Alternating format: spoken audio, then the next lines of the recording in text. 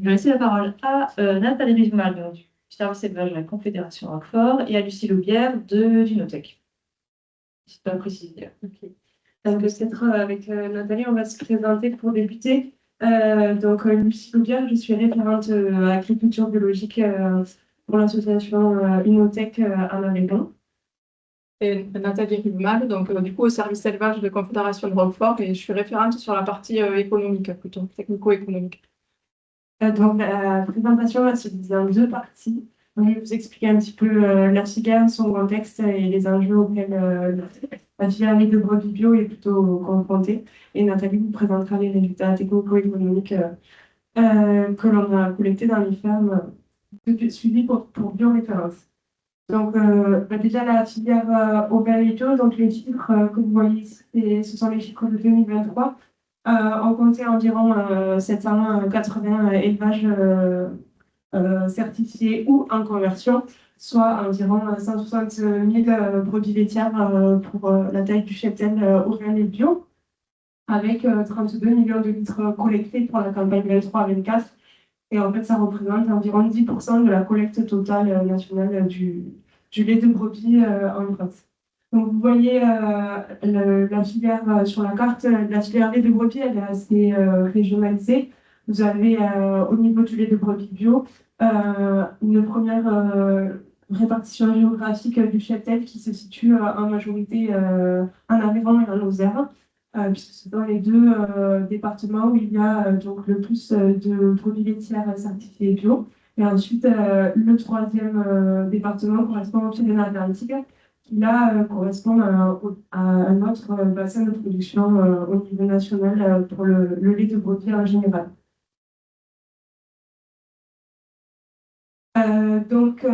Sur l'historique de la filière ovins et bio, ça a été une filière très dynamique à partir de 2014, avec une conversion de troupeaux assez importante jusque dans les années 2018-2019. Puisque vous voyez, entre 2014 et 2020, on a plus de 114% de brebis laitières certifiées bio. Et depuis 2020, au niveau en tout cas de la certification, on a un ralentissement du nombre d'exploitations qui sont en agriculture biologique, avec un léger déclin sur l'année 2023 ici, d'après les chiffres donc, de l'agence bio. Donc, pour vous expliquer un petit peu les chiffres qui vont suivre, ils sont issus des données qui sont collectées dans le cadre de bioréférence, mais aussi dans le cadre pour la campagne 2023 du réseau d'élevage Inosis et également du projet RESPOL avec lequel on a intégré des élevages étudiés. Donc, on a des élevages qui sont situés principalement dans le département de l'Aveyron, avec deux élevages situés également dans le département de la Lozère. Et on est sur une diffusion géographique sur l'ensemble du département de l'Aveyron, avec des systèmes plutôt de COS, et à l'inverse, des systèmes qu'on appelle les Vésus-Ségala, qui sont plus, on va dire, sur des exploitations plus petites sans forcément de parcours. On compte en moyenne 2,7 annuellement. Les fermes comportent en moyenne 101 hectares de SAU. Ces hectares-là sont distribués environ 81 hectares de SFP et 20 hectares de culture de céréales. Et à cela, il faut ajouter donc 73 hectares de parcours en moyenne. Les troupeaux comptent environ en moyenne 435 brebis, donc de race Lacogne. Et la production est à 1330 hectolitres de lait livré. Donc, le système d'élevage en brebis laitières, il est principalement défini par ce qu'on appelle la période de traite. En fonction de la période de traite, on va avoir trois systèmes d'élevage. Donc, ce qu'on appelle les systèmes précoces, ce sont les élevages qui débutent la traite au mois d'octobre. Le troupeau est trait donc, du mois d'octobre jusqu'à général fin mai, début juin, avec donc des luttes qui ont lieu au mois de mars-avril pour des niveaux qui ont lieu dans le mois de août à septembre. Le deuxième système d'élevage est plutôt appelé système classique, puisqu'on a un début de traite à partir du mois de décembre et jusqu'à la fin du mois de juillet. Une période de lutte qui correspond au mois de mai-juin pour des élevages du mois de octobre-novembre. On appelle ce système classique ou disons plus traditionnel parce que ça correspond à ce qui a été fait il y a plusieurs années avec le système traditionnel de la opéra-flore. Et enfin, le système tardif, où là, les éleveurs vont commencer la traite fin février, début mars, jusque dans le mois de octobre, voire début novembre pour les plus tardifs. Ça correspond donc à des luttes du mois d'août pour avoir des MISBA dans le mois de janvier et février. Voilà. Donc, sachant que la brebis laitière est un animal avec une reproduction saisonnée, on est ici sur les systèmes précoces, dans les systèmes qui vont avoir une lutte de printemps, donc plus précoce que la saison, on va dire, classique de reproduction de la brebis, et le système tardif qui correspond à une reproduction au mois d'août, où c'est le plus favorable pour la reproduction du troupeau. Et le système classique, il est intermédiaire. Donc, les trois systèmes vont avoir, on va dire, des points communs. Donc, pour ce qui est de l'agriculture biologique, la monte naturelle, elle est majoritaire, puisque dans le cahier des charges bio, on interdit l'utilisation des hormones de la synchronisation des chaleurs, mais on a certains éleveurs qui réalisent des inséminations sur chaleur naturelle, c'est-à-dire de l'IA réalisée sans utilisation de ces hormones de synchronisation. L'allaitement est obligatoire, donc l'agneau est allaité sous la mère pendant un mois, voire un mois et demi même en bio. Et donc le lait est livré à la Roquefort ou toi, selon les exploitations étudiées. Et ensuite, chaque système d'élevage va avoir des enjeux différents. Donc, je vous ai un peu dit tout à l'heure, les systèmes précoces, ils sont plutôt donc, sur une lutte qu'on appelle la contre-saison, qui va être plus difficile à réaliser que sur les systèmes tardifs qui, eux, luttent leurs troupeaux en période favorable. Et donc, ces systèmes précoces vont aussi avoir besoin d'un stock plus important, puisque la traite démarrant au mois de octobre, on a dit, selon les automnes, le troupeau ne sortira pas forcément à la pâture lorsqu'il y aura le début de traite. Et le système tardif, lui, il est plutôt favorable pour réaliser la lutte, mais il a une exposition plus importante au parasitisme, puisque la traite se réalise pendant tout le printemps et l'été, donc la période la plus où il y a le plus de pâturage. Et on sait qu'en bio, donc l'utilisation des antiparasitaires sont limitées au niveau des délais d'attente. Et c'est également difficile, ça ne concerne pas seulement le bio, mais c'est également difficile de maintenir la lactation en été en conditions de forte chaleur et de pénurie d'herbes l'été.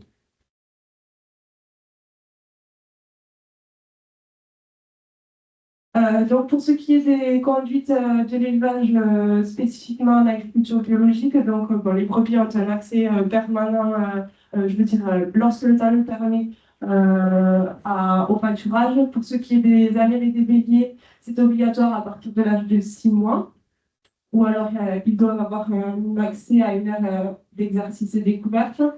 L'achat de reproducteurs non bio est également réglementé avec l'obligation de se fournir un animal bio si certains donc, sont disponibles dans la base de données qui a été mise en place par l'INAO. Concernant la codectomie, donc, elle est réglementée aussi sous dérogation et elle doit être réalisée dans les 48 heures après la naissance de la miel afin de limiter, pour favoriser le bien-être animal. Concernant la reproduction, donc, les hormones de synchronisation des chaleurs sont interdites. Néanmoins, des méthodes pour synchroniser les chaleurs peuvent être utilisées, notamment l'utilisation de l'effet bélier, mais aussi l'induction par la lumière. en respectant un repos nocturne minimum de 8 heures. Et pour ce qui est donc du parasitisme, en conventionnel, lorsque les traitements antiparasitaires ne comportent pas de délai d'attente, en bio, l'éleveur doit attendre 48 heures pour pouvoir livrer son lait en agriculture biologique. Donc cela expose un peu plus les éleveurs aux soucis de parasitisme sur les troupeaux, notamment lorsque l'élevage est en traite sur les périodes de printemps-été où il y a le plus de pression parasitaire. Et donc, je laisse la parole à Nathalie pour les résultats. Et du coup, donc on vous présente les résultats de l'échantillon suivi sur la campagne 2023. Donc là, il y a quelques diapos, c'est vraiment un extrait. En fait, il y a beaucoup plus d'indicateurs de calculer quand on fait un suivi de ferme référence. Et voilà, sur le site du pôle bio, vous pouvez retrouver la synthèse complète. Donc, on va commencer par les résultats techniques. On a choisi de présenter nos 17 fermes suivant. Donc, l'échantillon total, c'est 17 fermes, mais en fait, il y a une répartition un peu par période de traite. Donc, c'est important chez nous, Lucie l'a expliqué. Donc, les élevages qui démarrent la traite en octobre, ceux qui démarrent la traite entre novembre et décembre, qui était le système classique, et ceux qui démarrent la traite en février-mars. Donc, au niveau des effectifs, en moyenne, ces exploitations comptent 435 brebis. Le taux de mise bas est de 90%. Voilà, le taux de prolificité de 142%. Sur le taux de mise bas, même si on est sur des systèmes de monde naturel, sans avoir recours à la synchro, on a quand même des résultats corrects. Voilà. Au niveau de la prolificité, par contre, 1,42 agneaux par brebis ayant mis bas, on est sur des niveaux un peu plus bas, bien sûr, qu'avec la synchronisation. Au niveau de la production, elle est livrée par exploitation autour de 133 000 litres et 319 litres par brebis de traite sur une durée de traite de 236 jours.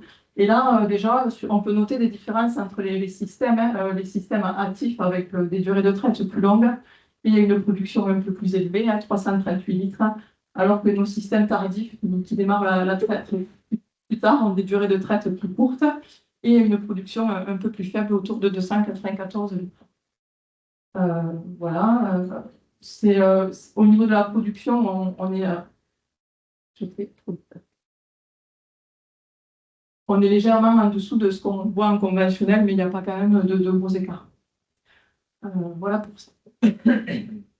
Ensuite, du coup, comment est produit ce lait? Finalement, l'alimentation du troupeau. Donc, on parle de la campagne 2024. Donc, dans nos systèmes au lait, la campagne 2024, c'est celle qui a fait suite à la sécheresse de 2022.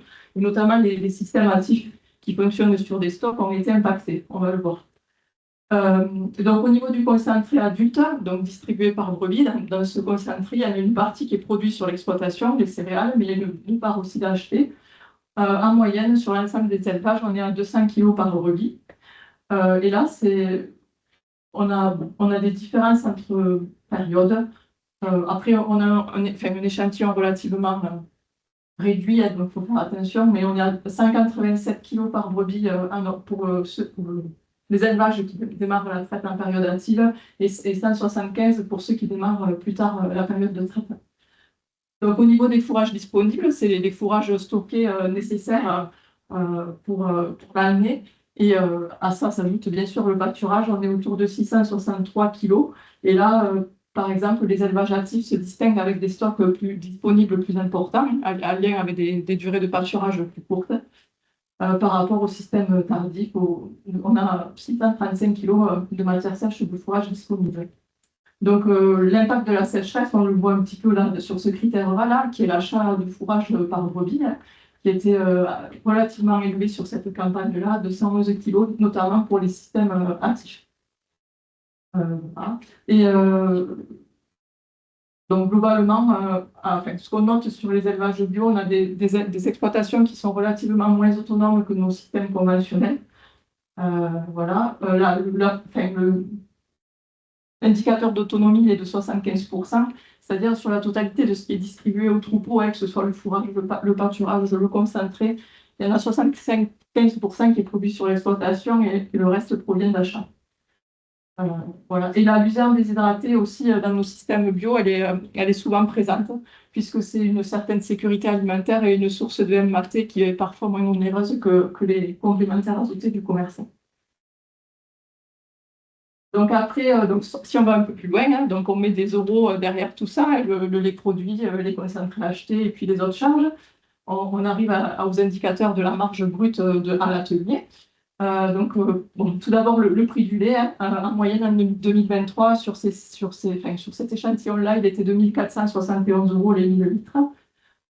Là, dans ce groupe-là, on ne voit pas forcément des écarts sur des histoires de période de traite, hein. Il faut savoir qu'il y a différents types de laiteries là, présentes dans l'échantillon. Voilà. Au niveau des charges opérationnelles du troupeau, 228 euros par brebis. Et la charge principale, c'est bien sûr l'alimentation des brebis. Les charges d'alimentation directe autour de 180 euros par brebis. Ça compte le fourrage acheté, les concentrés prélevés et les concentrés achetés. Et du coup, on a bien sûr une différence entre nos systèmes actifs qui sont un peu plus productifs, un peu plus basés sur des stocks qui ont des charges alimentaires un peu plus élevées que les systèmes tardifs. Les frais vétérinaires, autour de 14 euros par brebis. Après, il y a d'autres frais d'élevage là, pour 21 euros par brebis. Donc, si on fait le produit lait, hein, le prix du lait fois le lait par brebis présente, moins des charges opérationnelles du troupeau et de la SFP, on a la marge brute, ici, à 311 euros par brebis. Et qui va être du coup un peu plus élevé pour nos systèmes actifs, un peu plus productifs que nos systèmes tardifs, un peu moins productifs, mais voilà pour ça. Voilà. Donc après, on passe directement au coût de production. Donc là, c'est un graphique où il y a beaucoup d'infos. Donc on va retrouver la moyenne de 2023 et les trois catégories de période de traite. Donc le coût de production, comme ça a été expliqué avant, c'est l'ensemble des charges, hein, que ce soit des charges courantes, hein, celles qui sortent de caisse, des charges comptables comme les amortissements ou des charges supplétives qui sont nécessaires pour produire 1000 litres de lait. Donc en 2023, il était de 2 829 euros les 1000 litres. Et dans ce coût de production, ici, on va avoir différents postes de charge. Le premier en bleu, c'est l'achat d'aliments pour 429 euros les 1000 litres. Ensuite, on va avoir l'appro des surfaces ici, les engrais, les semences, etc. Les frais d'élevage en orange ici. Les frais de mécanisation pour 590 euros les 1000 litres. Les frais de bâtiment, normalement, en rose ou rouge. Les frais divers et de gestion en gris. Le foncier, le capital. Et ensuite, la rémunération du travail, exploitant salarié Canada. Donc, généralement, à Nouvelle-Île, le premier poste de charge, c'est le travail. C'est ce qu'on retrouve ici. Bien souvent, ensuite, on a la méca et ensuite l'alimentation. Donc, en face, on vous a projeté en fait les produits. Le point, le rond, en fait, c'est le prix du lait.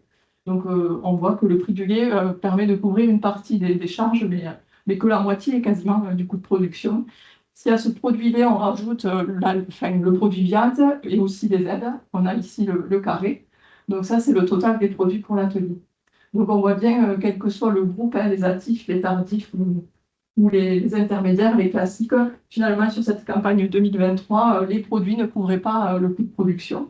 Donc, on n'arrive pas à l'objectif des 2 SMIC et on était seulement à 1,1 SMIC par une unité de main-d'œuvre. Exponent. Voilà pour ça. Et c'est similaire aux résultats sur la même campagne en conventionnel, en fait.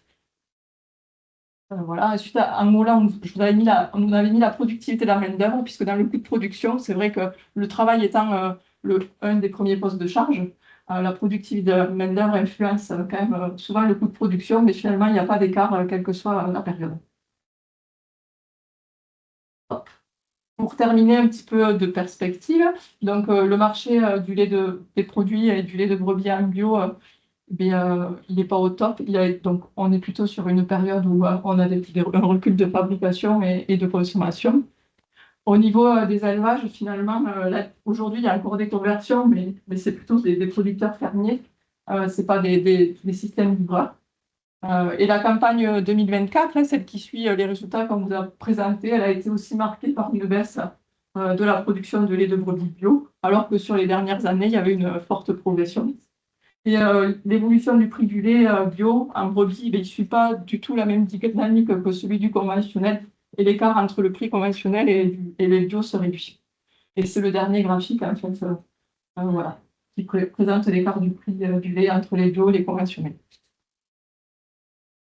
Et pour terminer, ben, finalement, vous retrouvez un petit peu toutes les personnes qui participent à ces collectes de suivi de ferme et à l'analyse des données. Donc, il y a Catherine de Boissieu, notamment de l'Institut, qui nous accompagne là-dessus.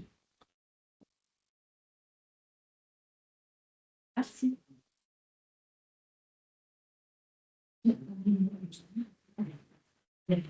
Petite question sur les personnes en dessous. Une petite question. Donc, qu'est-ce qui peut expliquer la moindre autonomie des systèmes en agriculture bio?